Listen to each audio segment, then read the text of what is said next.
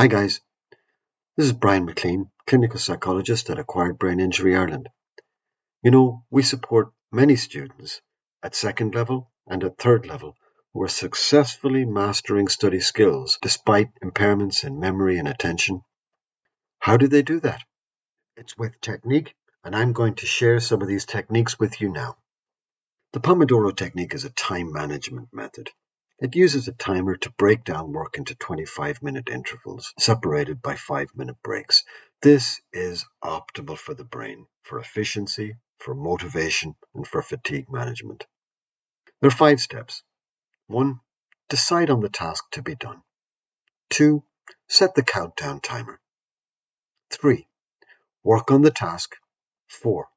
End the work as soon as the timer rings and take a short break for 5 minutes. 5. After 4 work sessions are done, take a longer break. If you finish a task while the countdown timer is still ticking, the following rule applies. If a Pomodoro begins, it has to ring. It's a good idea to take advantage of this opportunity for reviewing your work just completed or previewing upcoming tasks. A second super effective study technique is called PQRST, and you can use it in conjunction with the Pomodoro technique. P stands for preview, Q for question, R for read or review, S for summarize, and T for test. Preview is where we prime the brain. We skim the passage to be read, picking up a few words here and there, getting the brain ready to learn. Let me demonstrate with a short passage written by Chimamanda Ngozi Adichie. Previewing looks like this. Storyteller, early writer, ginger beer, Nigerian family, university in the United States, my roommate. It doesn't make sense, but the brain doesn't like uncertainty, and so now it wants to close the gaps. It's almost like we've tickled the brain's curiosity, and now it's ready to learn.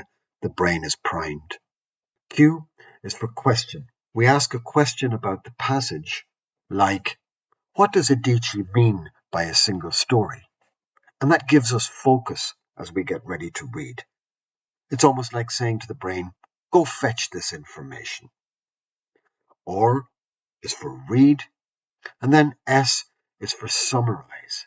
With the passage open, summarizing the 3 main points or the 5 main points, and then T, test.